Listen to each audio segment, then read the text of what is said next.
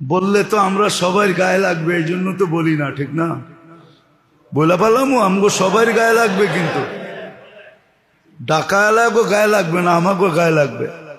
ডাকায়ারা যদি বাড়িঘর না বেচতো তো আমরা বাঙ্গালরা বাড়িওয়ালা হইতাম করতে গা। পুরা ঢাকা শহরই তো ওদের ছিল, ঠিক না? ঢাকাটাই ওদের ছিল, ঠিক না? আজকে আমার গুলশানে বাড়ি আর বানানি আর সোনানি যেখানেই হোক, জমিন তো ঢাকায় গো ছিল, ঠিক না? ওরা ছিল কি জমিদার, সাদা লঙ্গি পরতো আর চিকন পাইল, আর রাস্তা ঝাড়ু দিতে দিতে হাঁটতো, শুধু পিছে দিয়ে একটু উঠাইতো, সামনে দিয়ে উঠাইতো না। আজকে সব বাঙ্গালরা বাড়িয়ালা হয়ে গেছে, ঠিক না? যেই এলাকায় যাইবেন ওই এলাকায় কাগো। শব্দটা খুব খারাপ লাগলো, ঠিক না? ঢাকায় শব্দ বললাম, এইটাই নিয়ম। বাড়িওয়ালার পিছনে ভাড়া দৌড়াইতেছে, হইতে পারে আজকে বাড়িওয়ালা কালকে ভাড়াটিয়া। এই জন্য আল্লাহ রসুল বলছে এই 5টা জিনিসের ভিতরে ঢুকাইয়া দিছে পুরা বুদ্ধিমত্তাকে, যে তুমি বুদ্ধিমান হবে, সুপার বুদ্ধিমান। শুধু বুদ্ধিমান না, তুমি বিজ্ঞানীও হয়ে যাবে যদি এই 5টা সুরক্ষা করার তরতিব শিখতে পারো। হায়াত মৌতের পূর্বে, যৌবন বৃদ্ধের পূর্বে, সুস্থতা অসুস্থ হওয়ার পূর্বে,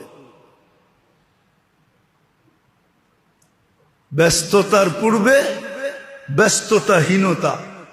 যে সময়টা হাতে আছে এটাকে কাজে লাগানো। ধন হইল, 1 টাকাও কিন্তু ধন, না ধন না, ধন যতটুকুই আছে, দারিদ্রতার আগে ধনকে কাজে লাগাও, শিখো। এই জন্য শিখতে হবে, তারপরে মুহূর্তগুলাকে কাজে লাগাইতে হবে। তখনই দেখা যাবে এক রাস্তা দিয়ে সবাই হাঁটছে, কিন্তু কারো পিছনের গুনাহ মাফ হয় নাই। কিন্তু যে নিচে চোখ দিয়ে হাঁটছে আর শুই পড়া দেখছে আর ভাবছে কোনো মানুষের পায়ে বিঁধতে পারে, পাশে সরায়া রেখা দিছে, এতটুক করার কারণে, কষ্টদায়ক জিনিসকে সরানোর কারণে পিছনের সব গুনাহ মাফ হয়ে গেছে। চোখ দিয়া কিন্তু দেখা সবাই গেছে না, দেখা যায় না, কিন্তু কাজে লাগায় নাই। ইচ্ছা করলে প্রথম যে দেখছে সেই কাজে লাগাইতে পারত। জুমার দিন উট কোরবানি করার সওয়াব পাওয়া যায়, প্রথম সওয়াব। ইচ্ছা করলে সবাই নিতে পারে। আপনি বলবেন এই 200-300 মানুষ একসাথে চলে আসলে, আরে সবাই যদি একসাথে আসে তো আল্লাহ সবাইকে দিবে। আল্লাহ কোথায় বলছে একজনকে দিমু বাকি করে দিমু না? আল্লাহর কাছে কি উটের অভাব আছে নাকি? না সওয়াবের অভাব আছে?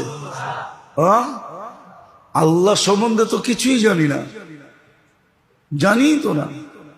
বান্দার সম্বন্ধেও তো জানি না। আল্লাহ তো ধারণা দিছিলেন, লাউ জামা আউয়ালাকুম আখিরাকুম জিন্নাকুম ওয়া ইনসাকুম ওয়া হাইয়াকুম ওয়া মাইয়িতাকুম ওয়া যাকারাকুম ওয়া উনসাকুম ওয়া ইয়াবিসাকুম ওয়া রুতাবাকুম ফি সাঈদিন ওয়াহিদ ফাসআলু কুল্লা ওয়াহিদাতিন মিনহুম মাসআলা ফাআতু কুল্লা ওয়াহিদাতিন মিনহুম মাসআলা মা নাকাসা মিন শাই কামা ইয়ানকুসুল বাহরু ইযা উদখিলাল মিখয়ালু ফিহি।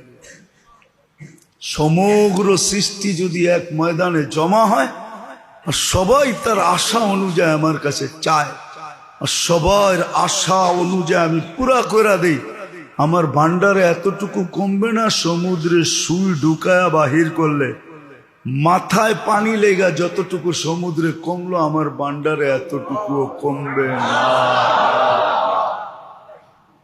ভান্ডার তো এরকম ছিল, ধারণা তো আমাদের নাই। আমরা ভাবছি কইমা যাবে। এই জন্য মেরে দোস্ত আসেন, বুদ্ধির পরিচয় দিন। 5টা জিনিস, এই 5টার ভিতরে সমুদ্র ঢুকায়া দিছে। উর্দুতে একটা প্রবাদ বাক্য আছে, সমুন্দর কো ঘুষা দিয়া।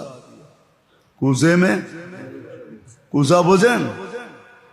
ছোট পেয়ালা, এটার ভিতরে সমুদ্র ঢুকায় দিছে, বুদ্ধিমান হওয়ার তরতিব শিখায় দিছে।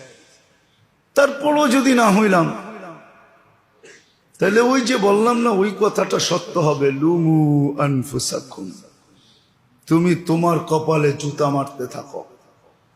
ফালা তালুমুনি, ওই দিন শয়তানকে দোষ দিয়েও কোনো লাভ হবে না। কবি তো সত্যই লেখছে, জুরুম তো খুদ করে লানত করে শয়তান পর। জুরুম তো খুদ করে লানত করে শয়তান পর। শয়তানও বলে, শয়তান হাসতে হাসতে বলতেছে আর কি, হাসরত আতি হ্যায় মুঝে হজরত ইনসাফ পর। আমার বড় ব্যথা লাগে মানুষকে দেখলে, বড় আফসোস হয়। मुझे हसरत आती है मुझे हजरत इंसाफ पर।